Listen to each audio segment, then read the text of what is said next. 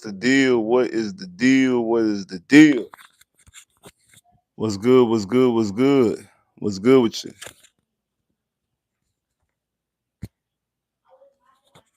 What's good with you? Make sure hitting that like button when y'all come up in here real quick.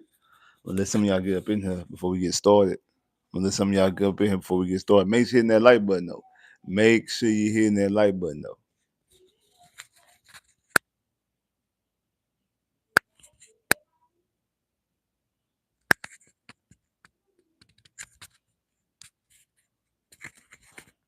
Already. What's good with you, bro? What's good with you?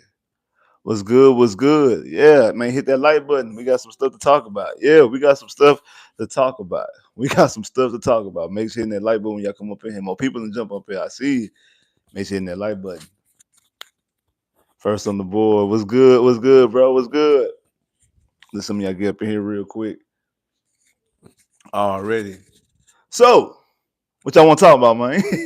So, the 1-3 Houston Texans will travel up to Baltimore to face the also surprising 1-3 Baltimore Ravens. Both of these teams um definitely having a disappointing start of the season. The Texans did not expect to start off 1-3. Definitely didn't expect to start off 0-3, and then got the win last week against Tennessee. Same thing with the Ravens. The Ravens did not expect to start off the season 1-3, even though they did start off the season tough at Buffalo, home against Cleveland. I think they were home against Detroit, and then at Kansas City this past week. And I know they felt like they should have got at least one of those 2 or 3 earlier games. Like they should have got one more. They felt like they should at least be 2-2 at this point, if not even 3-1, or potentially 4-0, because that team came in with just as, or if not more, expectation than the Houston Texans to go out there and win this division. Oh, not only win the division, potentially win the Super Bowl. Um, it this game here this is kind of a weird game to try to talk about because of all the injuries. We know, yes, Lamar Jackson, if I'm not mistaken, has officially been ruled out versus the Houston Texans. I didn't think he was going to play. They got a lot of injuries on defense. You talking about Abuke? He's out for the season. I think Marlon Humphreys is not going to be playing, if I'm not mistaken. I think Wiggins is out as well. Same thing with what's that linebacker name? I can't think of his name. Uh, Roquan Smith. Roquan Smith. He's supposed to be out there. I think if I'm not mistaken, I think they're supposed to be missing their left tackle as well. Just a lot. Like, so this game is kind of hard to get into, because like the numbers that you're going to talk about for the team really don't matter. Like, especially on the offense side of football, because they're not going in with their number one. They're not going in with the quarterback. Talking about playing Cooper Rush. So I can't sit up and say, "Oh, they're the second best passing offense." Well, yeah, that's with Lamar Jackson. That's not the second best pass offense with uh, um with Cooper Rush. But let's get into some of the numbers real quick. So on this year, yeah, Houston Texans, you're 1-3 rather, which were 3-1, but you're 1-3 Houston Texans. CJ Stroud on the season is 79 for 100, 79 completions off of 117 attempts, which is 67.5 completion percentage. He's thrown for 832 yards, averaging 208 yards. Averaging 208 yards. He has 4 touchdowns, 3 interceptions. Nick Chubb on the season has rushed the ball 47 times, has 188 yards, 1 touchdown, averaging 4 yards to carry. Woody Marks has carried the ball 29 times, has 113 yards, averaging 3.9 yards to carry and a touchdown. But last week, and also on the season, he also has 6 catches for 96 yards and a touchdown. But last week, he had 17 carries for 69 yards and had 4 catches for 50 yards and had 2 touchdowns. Uh, both his touchdowns obviously came in that game last week against Tennessee. Nico Collins on the season has 18 catches for 260 yards, 2 touchdowns. Xavier Hutchinson has nine catches for 92 yards, no touchdowns. Higgins has 5 catches, 89 yards, and a touchdown. Last week had 1 catch for 23 yards and then one only touchdown of the season. That's it for the Houston Texans. You got Will Anderson with 3 sacks, and you have Daniil Hunter with 4 sacks. Darius Stingley Jr. with 1 interception.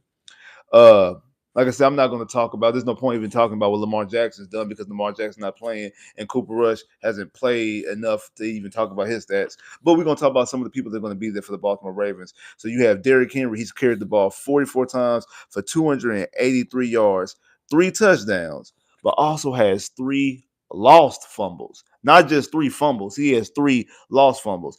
In his last 3 games have not been good. He's rushed for 50 yards or less in his last 3 games. His last 3 games was he had 23 rushing yards against Cleveland. He had 50 rushing yards against Detroit and 42 rushing yards last week against Kansas City. So like I said, his first game he balled. The first game against Buffalo, he looked like Derrick Henry. His last 3 games, he's had 23, 50, and 42 rushing yards. His high mark is 50 rushing yards. Zay Flowers, their leading receiver, has 23 catches, 305 yards, 1 touchdown. D-Hop on the season has 5 catches for 112 yards and 2 touchdowns. Like I said, they were one of the top passing offenses with Derrick Henry. I mean with Lamar Jackson, but without Lamar Jackson, their offensive numbers are a little bit different because obviously they're not. You take away a team starting quarterback, they're not going to have the same type of offensive numbers, and they're not going to have the same type of passing production, especially early on. And shout out to that boy Chris for the super chat love. Definitely appreciate that. Not much to say this week here. Spit. Not much to say this week. His support spits. Not much to say. Shout out to that boy Chris. He's basically saying not enough to say this week. He just here to support me. Shout out to my boy Chris for the super chat love. Definitely appreciate that. Definitely appreciate the support. Appreciate you, Chris. Who do indie plays this week? We gonna, because I do a weekly preview indie plays. Cause indie plays Vegas. Chris, stay along. Stay along for the weekly preview. We're gonna talk about that in a little minute. But I know what you mean by that because of all the injuries and things that are going on with the Baltimore Ravens. I mean, most people picking the Houston Texans to win. If I'm not mistaken, I think the Texans are a 1.5 point favorite. The line started at 9 point. It was a 9 point favorite when they thought that Lamar Jackson was going to play. And once they realized that Lamar Jackson wasn't going to play, they moved the line all the way down to now the Texans are favored in this game by 1.5 points on the road. Like I've told y'all before, they normally give teams 2.5 to 3 points for being at home. So since a team normally gets 2.5 to 3 points to be at home, for a road team to be a favorite, that means they're saying on the neutral field that team is a three. They're saying on the neutral field that team's a 4 point favorite. They're saying on that team's opposing home on that team's opposing field, you're talking about a 7 point favorite. Talking about a favorite by a touchdown, which in the NFL is a high favorite mark. Like that. That you see spreads like that in college. You really don't really see too much touchdown or more spreads in the NFL because they normally try to keep everything, because any given Sunday, things like that. But I can see why, because the Baltimore Ravens have a slew of injuries, and this defense is bad. I know a lot of people were hyped up about what the Texans did last week against Tennessee. I'm not, because I thought that the Tennessee Titans had one of the worst defenses. They had the worst scoring defense. At that time they had the worst scoring defense in the NFL. They were 32nd in scoring defense, and they were 31st in total defense. No, 30th. I'm sorry, they were 30th in total defense. A week later, the Texans have caught another break offensively by playing against a defense statistically that is actually worse. This Baltimore Ravens defense statistically is worse than the Tennessee defense of last week. They're worse than the defense of last week. They are. They statistically they're a worse defense. Let's talk about it. So the Texans defense is actually the first number one scoring defense in the NFL. Number one, averaging 12.8 points a game. 12.8 points a game is the amount of points that the Texans average. Number one scoring defense. The Baltimore Ravens, 32nd, averaging 33 points a game. They're giving up 33 points a game. They're the dead last scoring defense in the NFL. Total defense, which means yards. The Texans are fifth in total defense, only allowing 280 yards a game. The Baltimore Ravens are the 31st total defense, allowing 405 yards a game. Pass defense. Texans are 7th in pass defense, allowing 178 yards. The Baltimore Ravens are 31st in pass defense, allowing 265 yards. Run defense. The Texans are 12th in run defense, so closer to the middle of the pack, averaging allowing 102 rushing yards a game. The Baltimore Ravens, 27th in run defense, allowing 141 yards a game. So this Baltimore Raven defense, by the numbers, is dead last in points, 31st in total defense, 31st in passing defense, 27th in run defense. That's how they are statistically. And they got a slew of injuries. You're talking about missing Roquan Smith. You're talking about missing your top two corners. You're talking about missing your DT.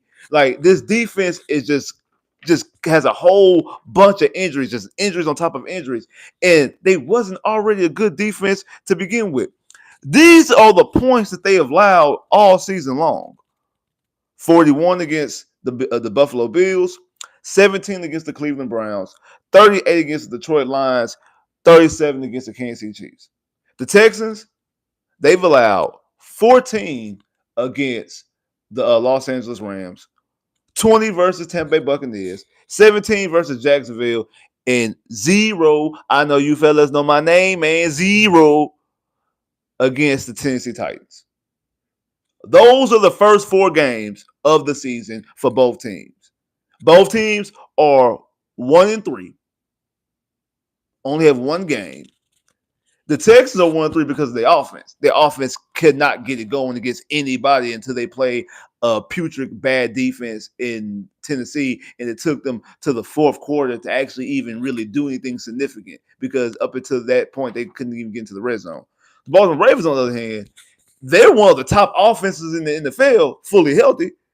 And not just fully healthy, just because they have an MVP caliber, a 2-time MVP winner, MVP caliber quarterback in Lamar Jackson. But their defense is just horrible. 41, 17, 38, and 37. Now, and that's fully healthy. That's a fully healthy defense that they gave up. And this week, they're coming in with an injured defense. But that is to last year's MVP, Lamar Jackson. They gave up 41 points. 38 points to the Detroit Lions, who had the number 1 offense last year. The Detroit Lions had the number 1 offense last year. They had number 1 scoring offense. I think they were number 1 in total offense too. And they were average. They had games where they were scoring 50 plus points. They scored 50 plus points 3 times last year. That defense. That offense last year was one of the best offenses ever. That was that was an offense that was getting it any type of way. And then another 2-time MVP, 3-time Super Bowl champion, Kansas City Chiefs, and quarterback and Patrick Mahomes has 3 Super Bowl MVPs, 2 league MVPs, and obviously 3 Super Bowl championships. Have been to the Super Bowl 5 out of the last 7 years. And they gave up 37 points to them. So you could look at it as that the reason why they've been giving up all these points is that they were playing against powerful offenses, an MVP and Josh Allen, the best offense last year with the Detroit Lions, and the Super Bowl, constantly in the Super Bowl, top dog, best quarterback in the league, Patrick Mahomes, Andy Reid calling plays, Kansas City Chiefs. But that's even said that, the defense could not stop a nosebleed. And so you can look at their numbers like that, and then also you can add in with man, like I say, injury on top of injury. That's the reason why the Texans are a favorite. Texans are a favorite because of injuries, and mostly because of mostly because of Lamar Jackson. I think with all that, if Lamar Jackson was playing, the Ravens would be the favorite. The Ravens would be the favorite. It probably wouldn't be a 9-point favorite like it was, like how the line opened up. It probably would be more so like a 4-point favorite with Lamar Jackson. But Lamar Jackson, not being that they don't care about the defensive injuries. The reason why the Texans are a favorite is because of Lamar Jackson's. Uh, Shout out to the heartbreak. Shout out to the heartbreak kid for the super chat love. Definitely appreciate that. What's up with Joe Mixon? Is he out for the season? Bro, I don't know. And to be honest with you, I think so. I think it's going to be a minute before we see or hear anything about Joe Mixon. I I don't know when Joe Mixon's coming back. I don't know when Joe Mixon's coming back. It doesn't seem like he is coming back because when D'Amico Ryans was asked about Joe Mixon, about the pup lift guys, and he asked specifically about Joe Mixon, he kind of like went and started talking about other people, start talking about other people, and really didn't mention Joe Mixon's name. I think that's part of the reason why they went after Nick Chubb is because of they kind of figured that Joe Mixon probably won't play this season. I know a lot of people were saying that when people was talking earlier this year during the offseason asking about Joe Mixon, and people were saying, y'all, all y'all want to do is bring up the whole C. Harris thing, how they were being kind of coy about C. Harris, and C. Harris only played a game and a quarter last year. He played the Dolphins game, and then I think he played like a quarter of that Kansas City game on Saturday. But that was it, and you really couldn't get any more information.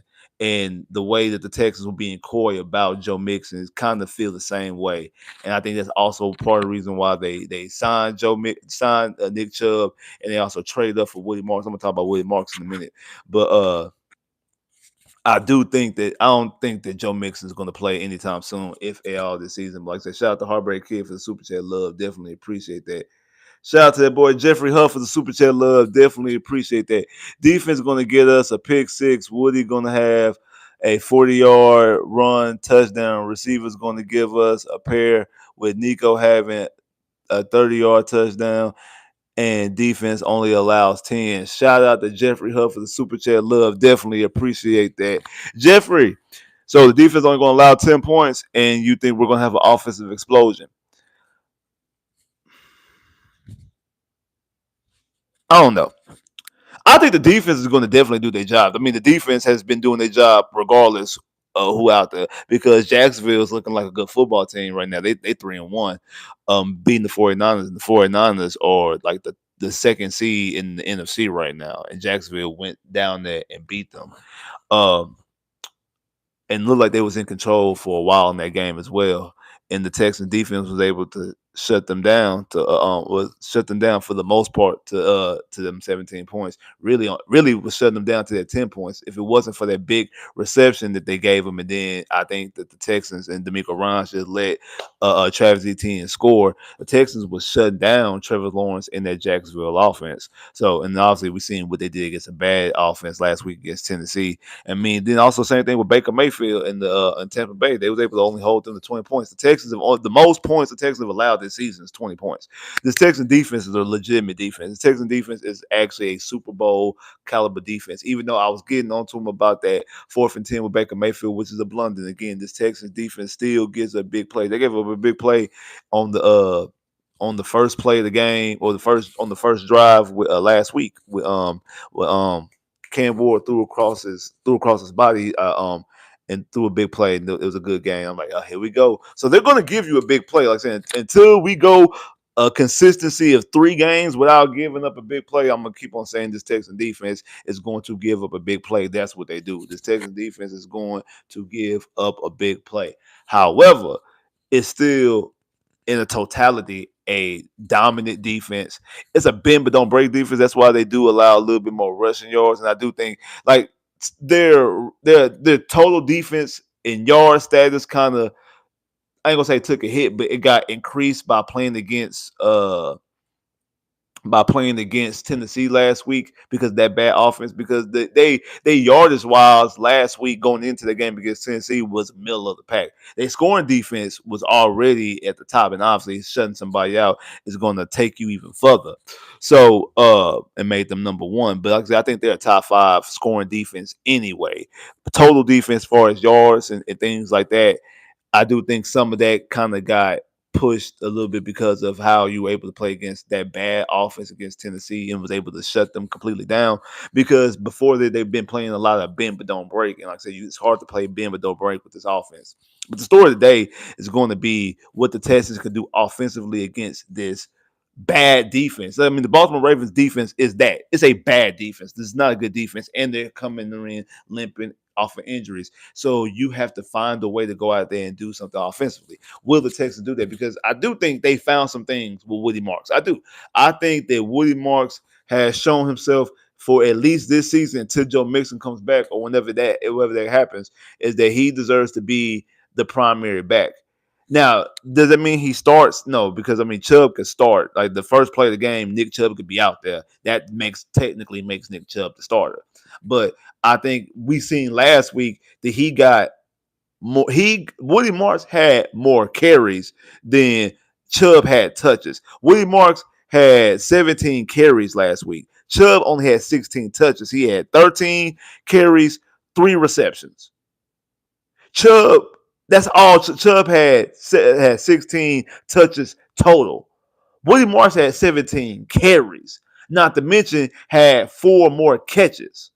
He had 21, so he was the primary back as far as usage, and he made the most out of it. Had, like I said, 17 carries for 69 yards and had 4 catches for 50 yards and got into the end zone twice. One as a reception, one as a run. So I definitely think he's shown you that he should be the back that you should put the most into. And the Texans have done this with rookie running backs before. One of my favorite Texans, one of my top 10 Texans, Dominic Davis, as a rookie, came out there came out there, took the starting job midway through the season because Stacey Mack was the starting running back to start that season off, and then midway through the season, Dominic Davis took off, and Dominic Davis ended up having 1,000 yards, and I think he was second in Rookie of the Year because Anquan Bolin won Rookie of the Year. I think he was second in Rookie of the Year, but he also won Pepsi Rookie. Now, he didn't win the main AP Rookie of the Year, but he won the Pepsi Rookie of the Year, kind of like how Woody Marks won Pepsi Player of the Week, Pepsi Rookie of the Week this week. Like Pepsi does their own little thing. Like Dominic Davis won Pepsi Rookie of the Year, but Anquan Bolin won the actual legitimate, the main Rookie of the Year. Anquan Bolin won that, and then you seen it again with Steve Slayton back in 2008. Again, a guy who wasn't the starter to come into the season. Not Ron Dame. Amon Green. Amon Green was the starter that season. Amon Green came into that season as the starter. And then you see Steve Slayton throughout the season take over and become the primary back, became the main starter, rushed for 1,000 yards. Kind of seen it with Foster. Steve Slayton was the starting running back going into that 2009 season.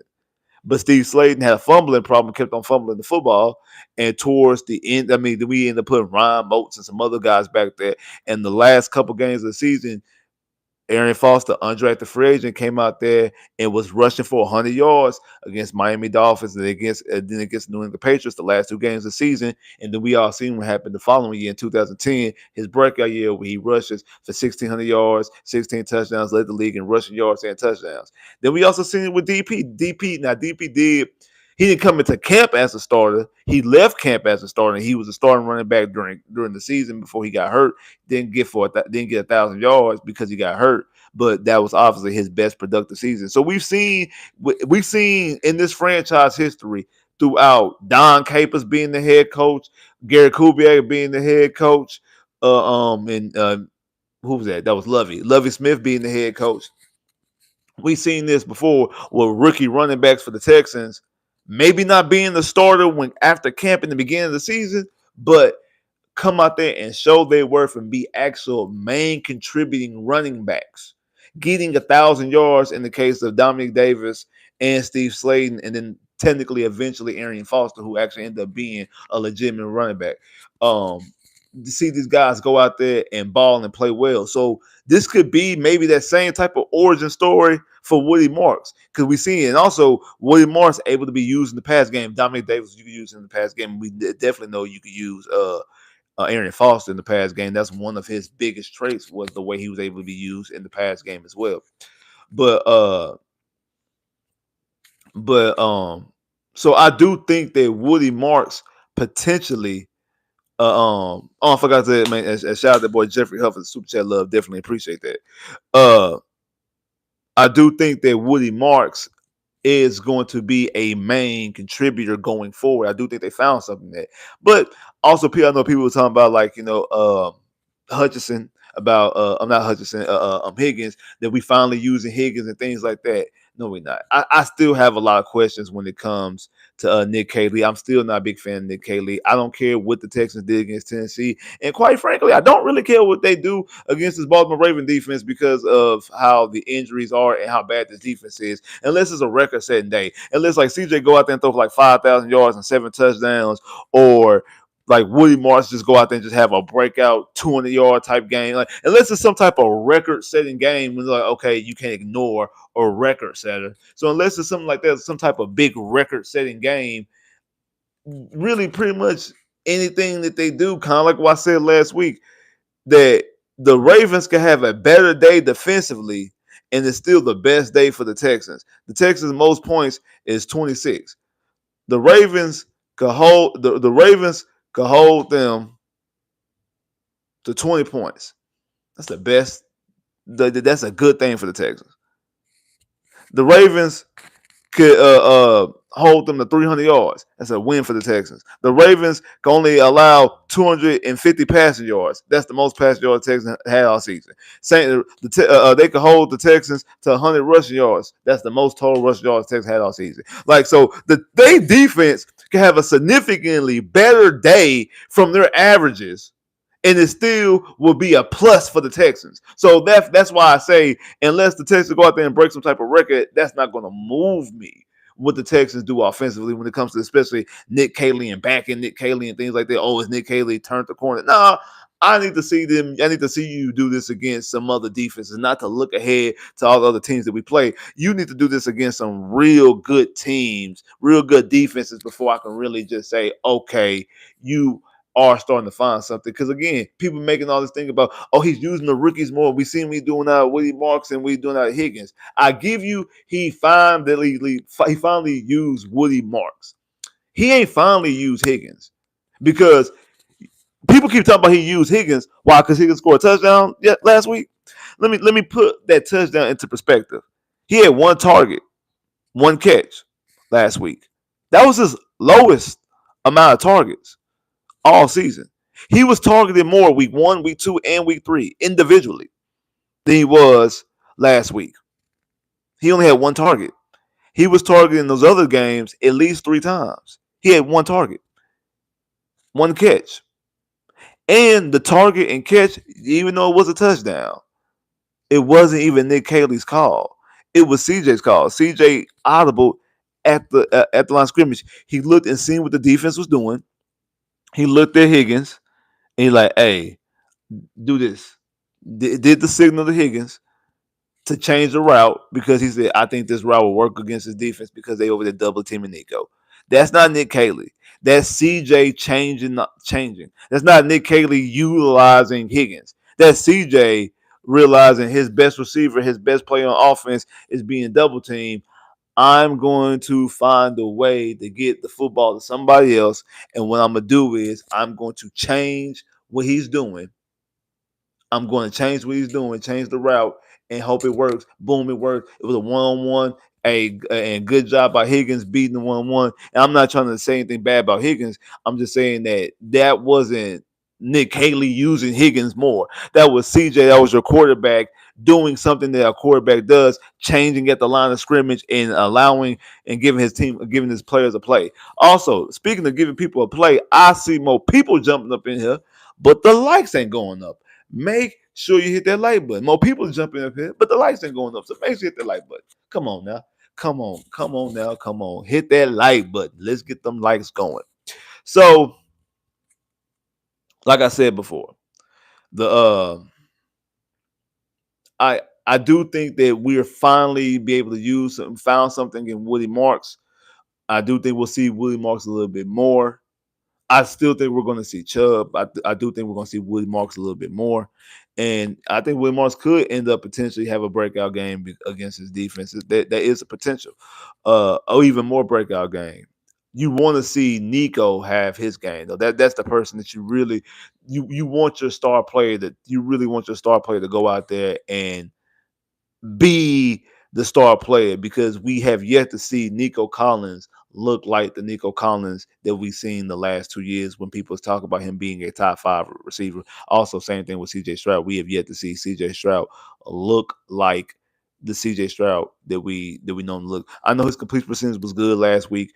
I know he had a clean game, and that's good. It was against a putrid defense, and it took them all the way to the fourth quarter to even get into the end zone.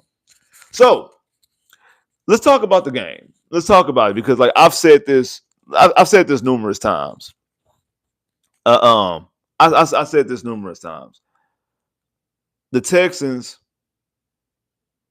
rival is the Baltimore Ravens, specifically Lamar Jackson and the Baltimore Ravens, but the Baltimore Ravens in total. The Texans have lost to the Baltimore Ravens twice in the playoffs, both in the division round, one in 2011. Then also, what was that? And just recently in 2023. The Texans have only beaten the Baltimore Ravens twice ever. 2011, the year they won, 2012, I'm sorry, the year they won the Super Bowl, and then 2014. Both of those games in Houston. The Texans have never won in Baltimore. Like I said, the 2 playoff games that they lost in Baltimore, the season opened in 2023. The game with Deshaun Watson back in, what was that, 2000 and so it was the same year the Texans lost, 2019.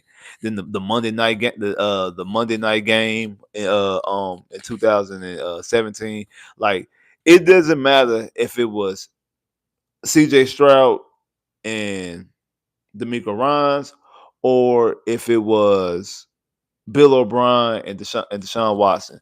The Texans cannot beat Lamar Jackson. The Texans. Oh, I forgot, but bro, I didn't even think about that. I didn't even think about that game. I didn't even think about the Netflix game. I didn't even think, man. I didn't even think about. I ain't gonna lie. I forgot all about the Netflix game. I really did. That's the last time they played them. I forgot all about that game. I really did. That game. I really completely forgot about that Netflix game. Oh yeah, I think today is CJ's birthday, huh? Today is hey CJ, you know what you gotta do. But anyway, like I was saying, I have like I told y'all like several times, because of all that history with the Texans and the Ravens. I don't care if the Texans are playing in Houston, they playing in Baltimore, they playing in Puerto Rico, they playing in Mexico, they playing in Arkansas, they playing in Brazil, they playing in England, they playing in Africa, they playing anywhere. I don't care if they playing on the moon. I don't care where they playing. They playing on NBC, Fox, ESPN, ABC, Disney, BT. I don't care where they playing. I'm not picking the Houston Texans to defeat the Baltimore Ravens, because they have, until they show me that they can beat the Baltimore Ravens, I'm not picking them to beat the Baltimore Ravens. But Lamar Jackson's not playing.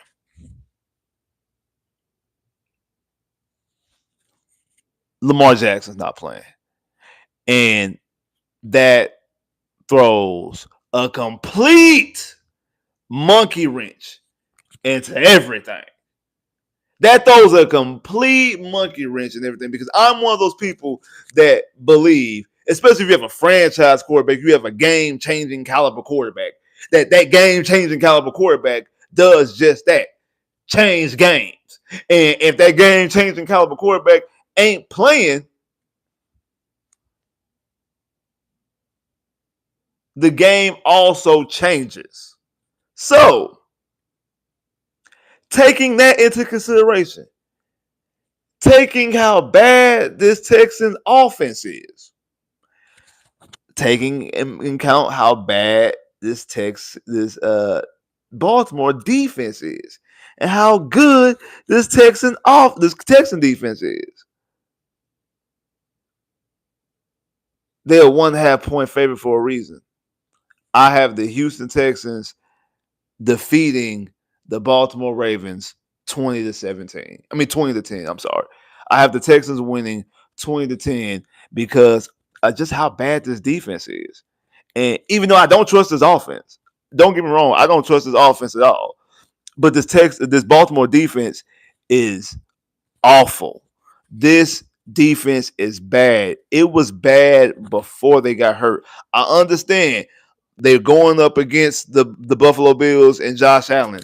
They're going up against Detroit Lions and Jared Goff and that number one offense last year. I understand it's Patrick Mahomes. And the thing is, Patrick Mahomes ain't been playing good. That Chief offense looked putrid before last week. They woke up last week. They really did. I ain't gonna lie. That Chief offense erupted and woke up last week against this bad defense by the Baltimore Ravens. That's how bad this defense is. This defense is that bad that it woke up Kansas City.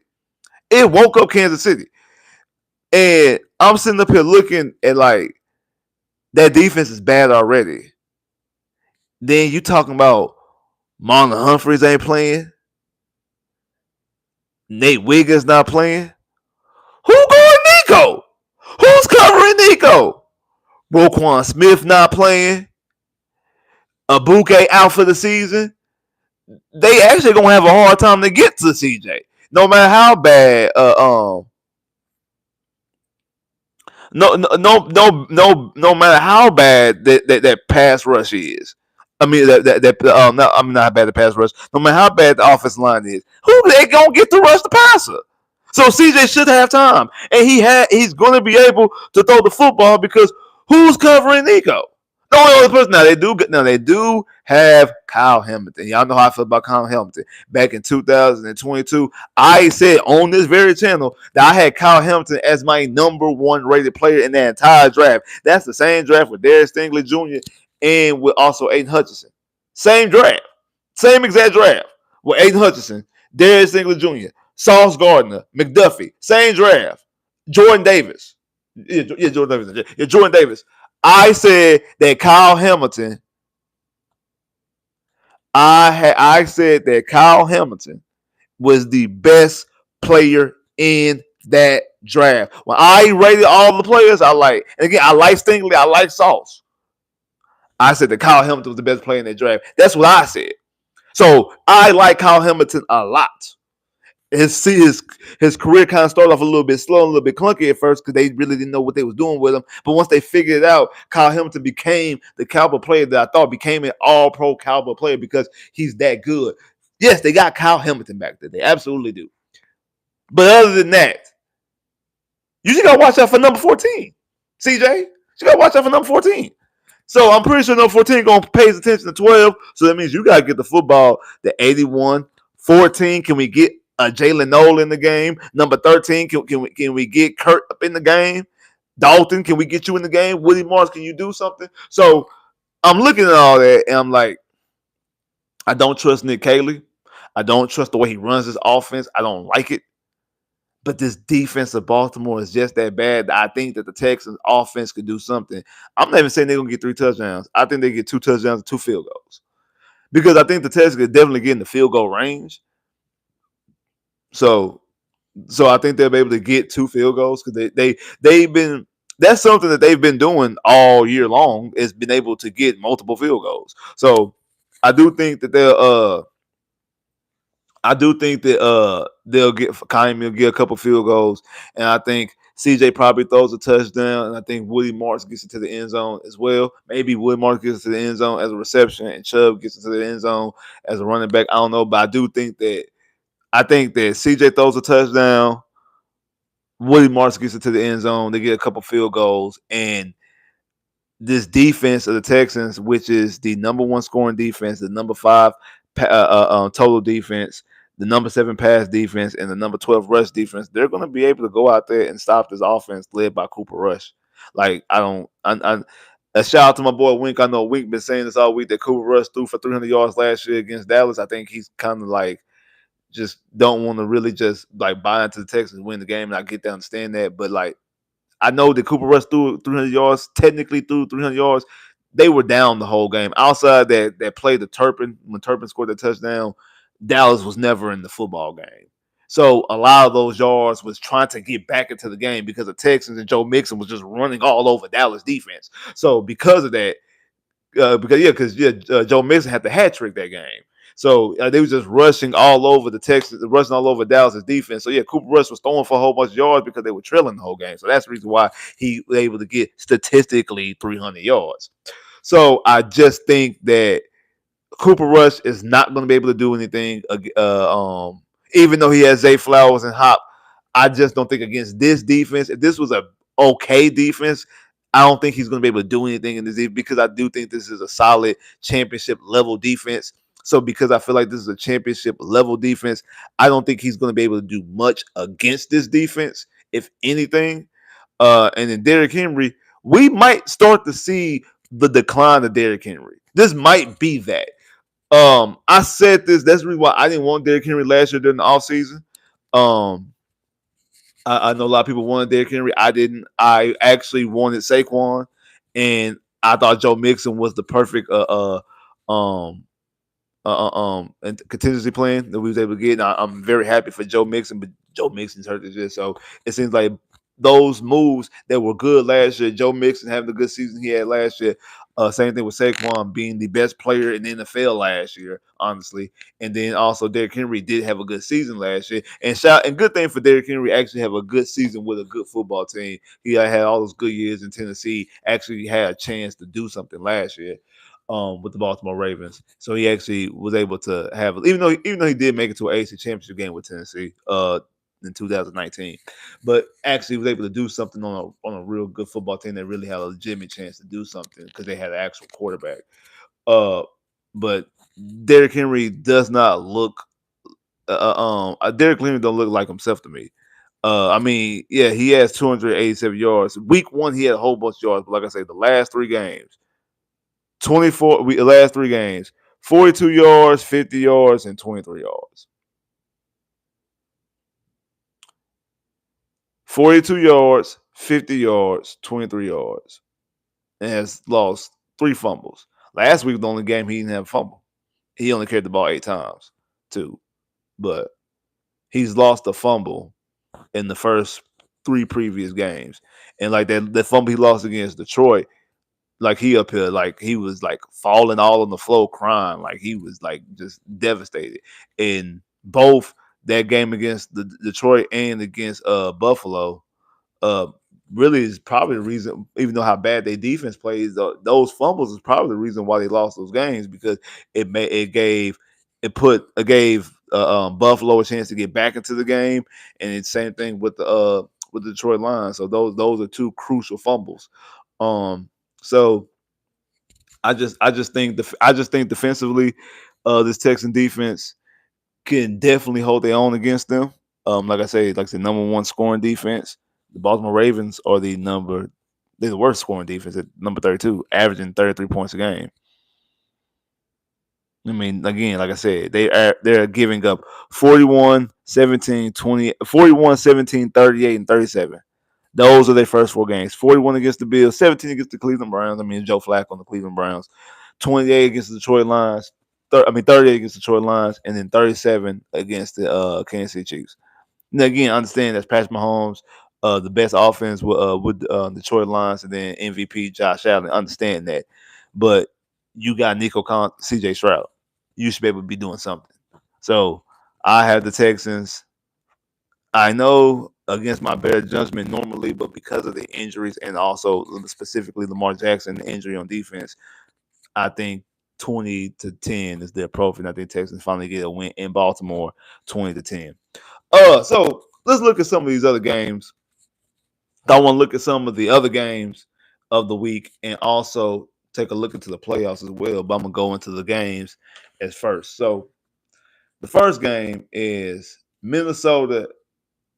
It says at Cleveland. It's another overseas game, so it's another game in London. So we're gonna get football again at 8 o'clock in the morning. Minnesota Vikings versus Cleveland. If I'm not mistaken, I think Dylan Gabriel is gonna make his first start of his career. I got Minnesota beating Cleveland.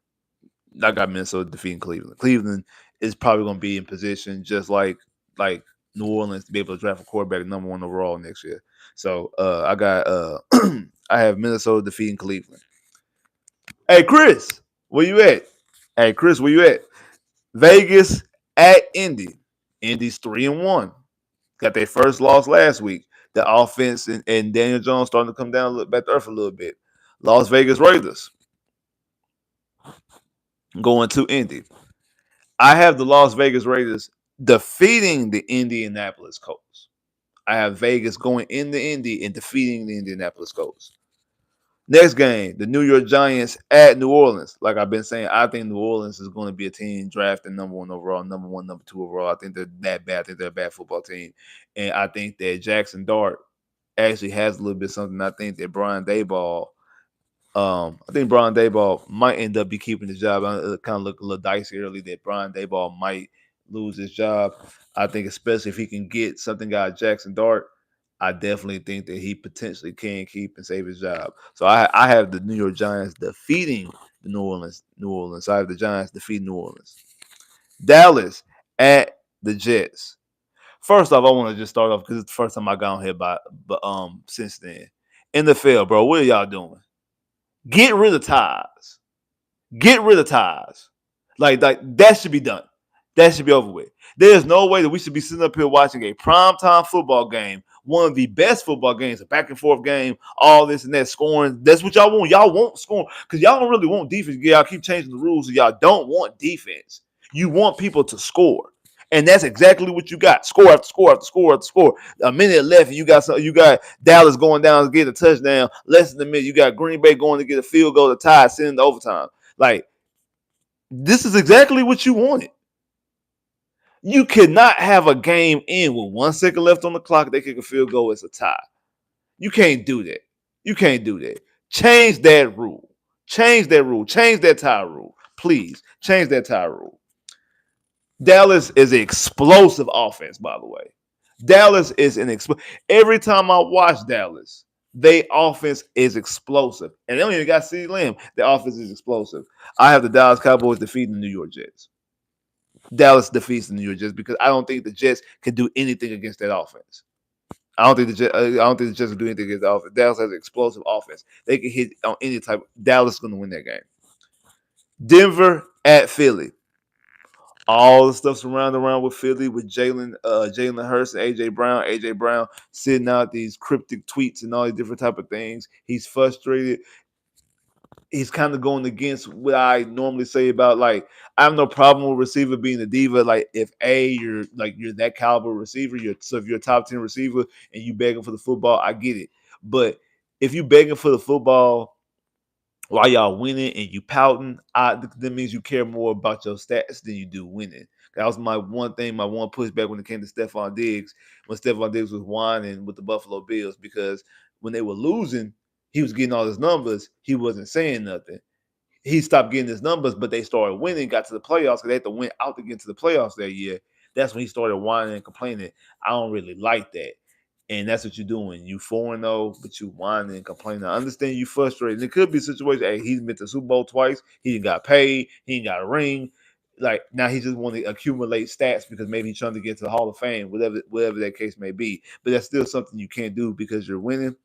I think with all that, I think eventually Philly's going to drop a game, and I have them dropping this game against the Denver Broncos after Denver Broncos defeating the Philadelphia Eagles. Miami at Carolina. Miami got their first win last week against the New York Jets on Monday Night Football.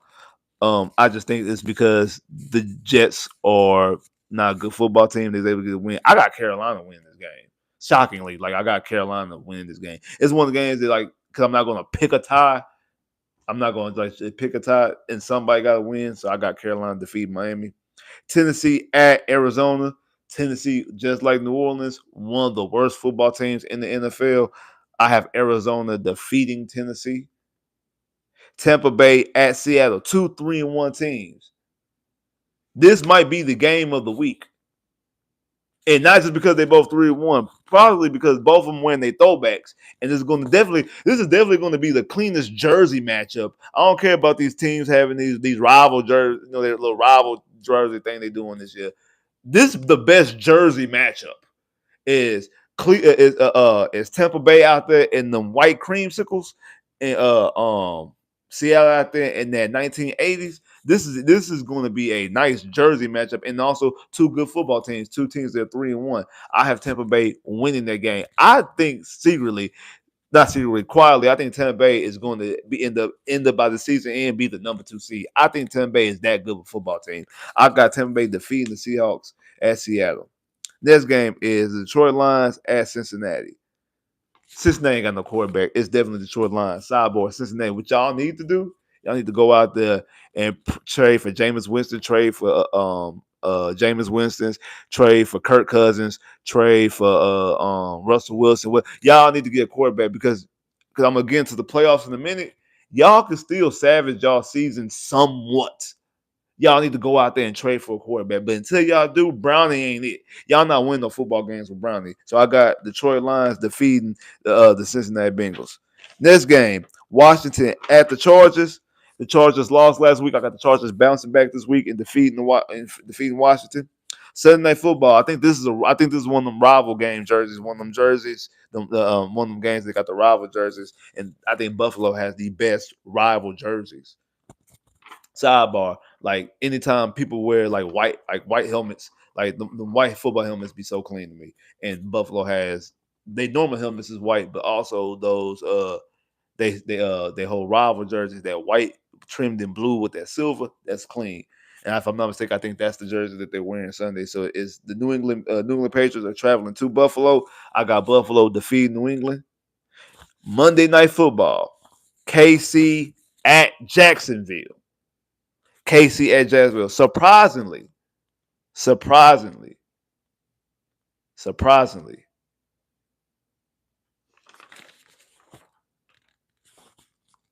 a 2-2 Kansas City Chiefs team and a 3-1 Jacksonville Jaguar team. Surprisingly, I got another surprise for y'all. I'm picking Jacksonville.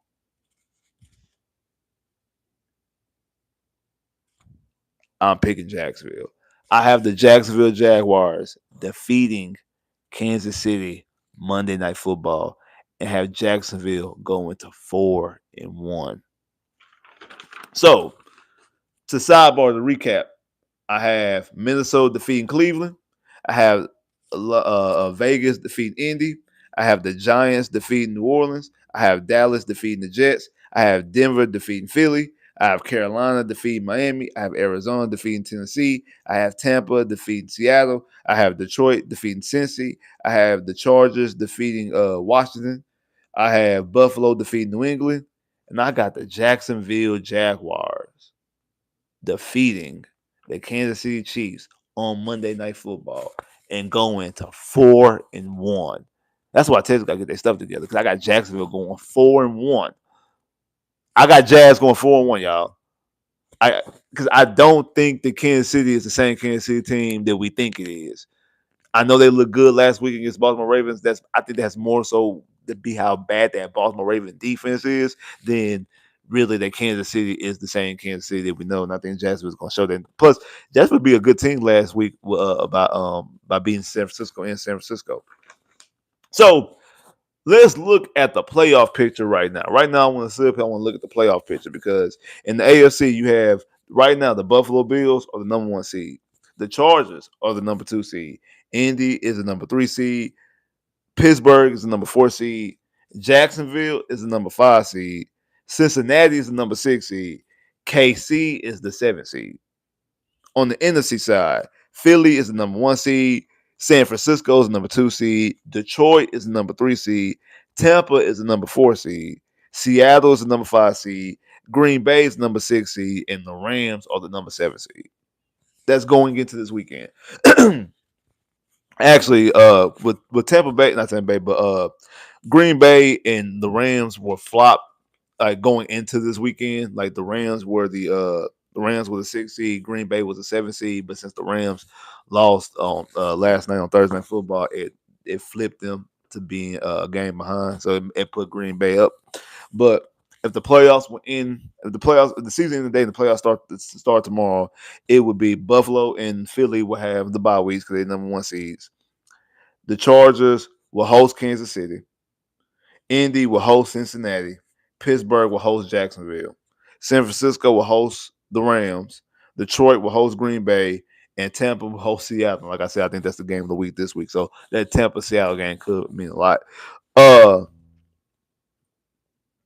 and that's the reason why I said like Jacksonville ended up being 4-1. Jacksonville's 4-1.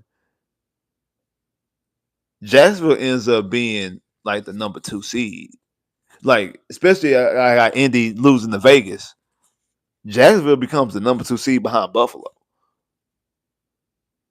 And then, like what I was saying about Cincinnati, like Cincinnati right now you're the 6th seed, so you're not even the 7th seed or on the outside looking in. Right now you're in the playoff as the 6th seed, and the only team that's in front of you is Pittsburgh. Cleveland ain't catching you, and then Baltimore got all these injuries on defense, and also Lamar Jackson might miss 2 to 3 weeks, so he's gonna miss this game against us, and then they play the Rams next week. So there's a chance that the Ravens could be 1-5 by the time Lamar Jackson come back. Like Cincinnati needs to go out there, in my personal opinion, and go and get them a quarterback. Go out there and trade for a quarterback. If it's Jameis, I think Jameis Winston would be the perfect one because again, he might throw some interceptions, but he gonna get Jamar Chase the ball. He gonna get T. Higgins the ball. Y'all gonna throw the football up and down the yard.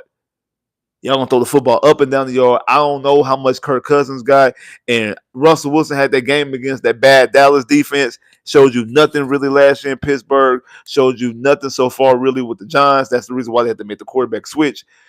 So it might be better for you just to go ahead with Jameis Winston, in my personal opinion. That's why I think y'all should go after. But go after somebody. I think Cincinnati needs to make a trade, or Zach Taylor going to end up getting fired.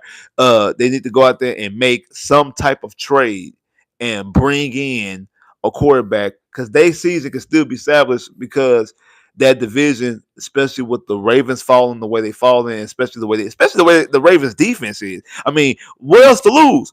Y'all defense bad, the Ravens defense just as bad, maybe worse. So go out there and get you a quarterback that's gonna light up James Winston that can light up the board, and then y'all potentially can just have a big flash shootout amongst each other, similar to the Green Bay and Dallas game, and hopefully potentially y'all come out with a couple of dubs, at least one dub, if not 2 dubs. So you right now in position you're in position with a playoff spot. You also are in position to even increase that playoff spot because I don't know how much Pittsburgh is going to stay on that with a 55-year-old Aaron Rodgers. So I think that if I was Cincinnati, that's what I'll be doing. And the Texans got to get their stuff together because you've already lost to Jacksonville. If Jacksonville starts off 4-1, you have to be 2-3. You have to be 2-3 going to the bye week because then you still have Jacksonville later on. You still have Jacksonville later on, but again, you're still 2 games behind Jacksonville. You still got to find a way to get Jacksonville off the sign. You can beat Jacksonville one more time, but you need to find Jacksonville to get another loss. I know they still got to play Indy sometime this season as well. So I don't know. I just think you just got to find the way. You got to find a way to win. And like I said earlier, this Ravens defense is just that bad. Like this Raven defense is a bad defense. This defense is just bad, and they missing a lot of key players. I think total defensive wise, I think in total it missing like 7 people completely on defense. Like they starters and then also some rotational people as well. They missing a lot of players on defense. So there's really no excuse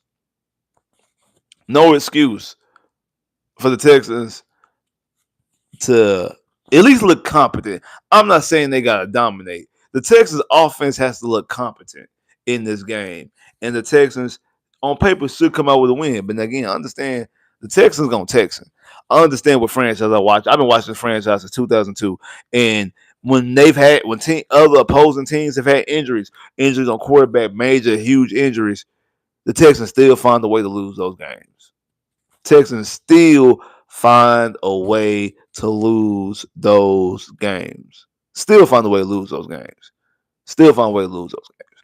So because they still find ways to lose those games, I would not be surprised if the Texans lose this game whatsoever. It wouldn't surprise me at all.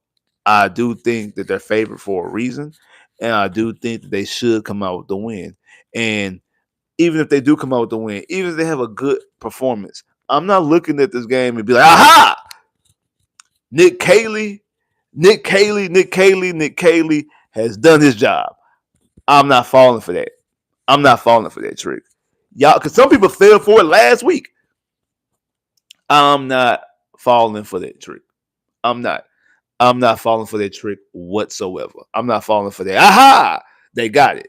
I'm not falling for that trick. Unless, like I said, unless it's some type of record setter, unless Willie Moss go out there and he breaks some type of all-purpose record or some type of rushing record. If CJ go out there and throw for 500 yards and 7 touchdowns and Nico Collins get a 200-yard game, unless something like that, unless something crazy like that, there's just 50-piece point spread, and they just out there just BTA, just putting belt to ass, and they out there just completely balling.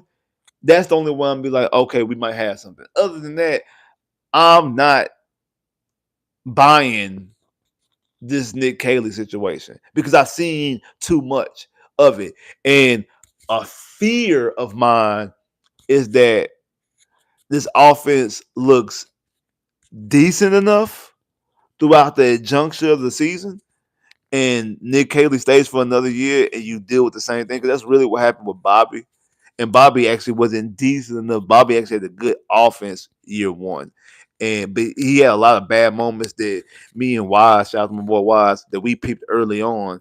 And that's the reason why we never was buying into the whole Bobby Slowick thing. But Bobby Slowick is a better offensive coordinator, in my opinion, than Nick Caley is.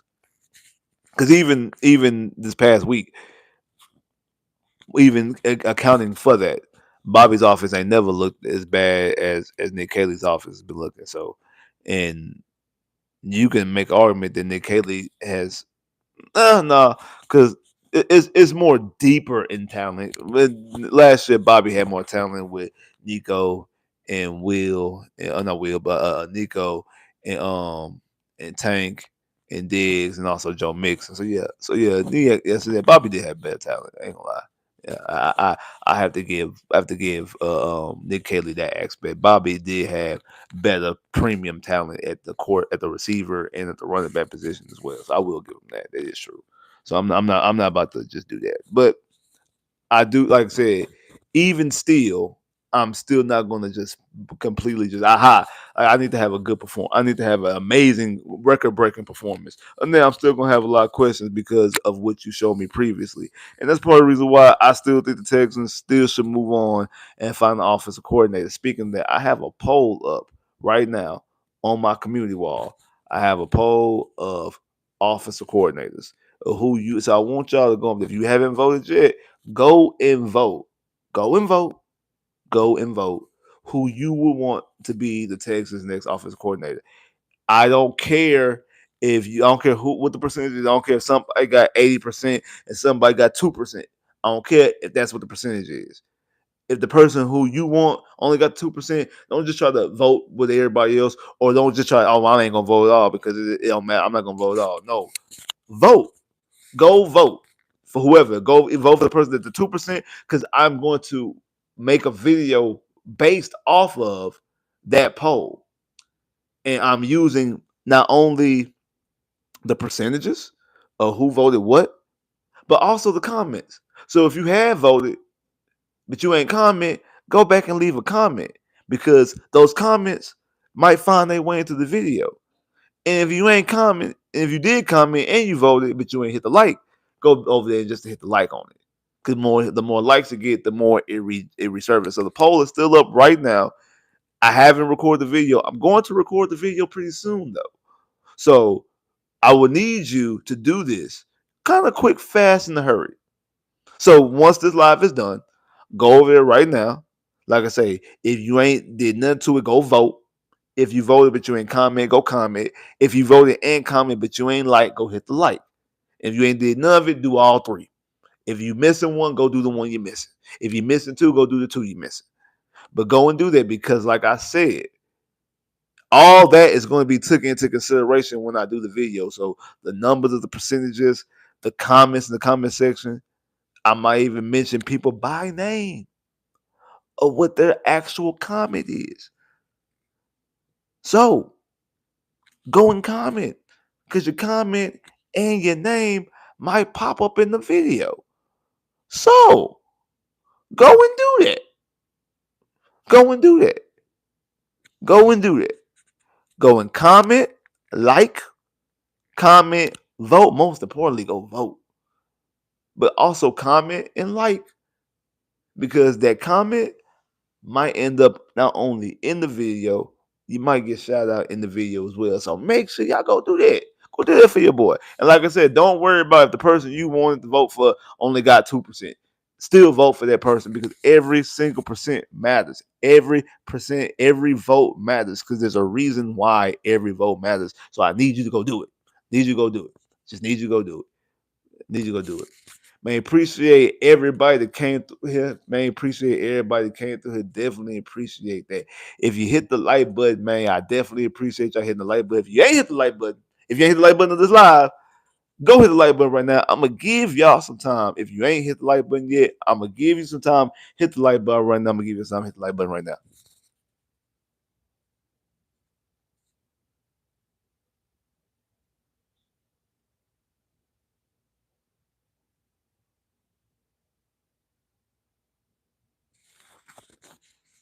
Like I said, man, appreciate everybody that pulled up. If you hit the like button, man, make sure you hit the like button if you ain't hit the like button right now, man. I see people jumping in here, but the lights ain't going up.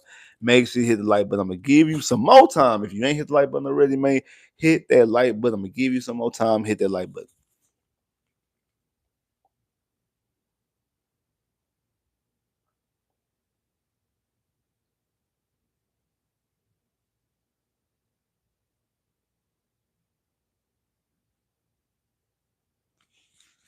Already appreciate that. Like I said, man, shout out to everybody that came through here. Definitely appreciate everybody that came through here. Shout out to everybody hit that like button. Definitely appreciate that. Shout out to everybody hit the super chat love. Definitely appreciate that. Y'all don't know how much that means to me when y'all be hitting that super chat love. Y'all really don't understand. I mean, shout out to everybody that hit the super chat love every single bit, every single time, especially the ones that constantly do it, man. Shout out to y'all, man. I definitely appreciate that. Y'all don't know how much that means to me every time y'all hit the super chat love, man. Definitely appreciate that. Definitely appreciate that. Like I said, I have the Houston Texans walking away with the victory, 20-10. This Baltimore defense is that bad that I feel like the offense should at least get something going. And again, I'm not confident in this offense like a lot of people are. But I do think that because of how bad this defense is, I do think they'll be able to get a win against this bad defense, especially with all these injuries. And again, I'm not sitting there because I know that this Texan team will sit up here and pull okey doke on me and end up giving up a whole bunch of points and end up not showing up. I'm well aware of that. So I wouldn't be surprised, but I do think the Texans will come away with the win. Like I said, pull up immediately after the game. We're gonna break it down right here. Immediately after the game. We're gonna pull up right here immediately after the game. We're gonna talk about and break down everything we just seen. Good, the bad, the ugly. We're gonna talk about all of it. Also, like I said, a video will be dropping very shortly, very soon, maybe even by tomorrow, about who I think the Texans should hire as offensive coordinator. So be on the lookout for that. Be on the lookout for that. You might see it before the game. You might see it before the game. Shout out to everybody who came through here. Definitely appreciate all the love. Click that bell, get more videos, like, share, subscribe. I'll holla.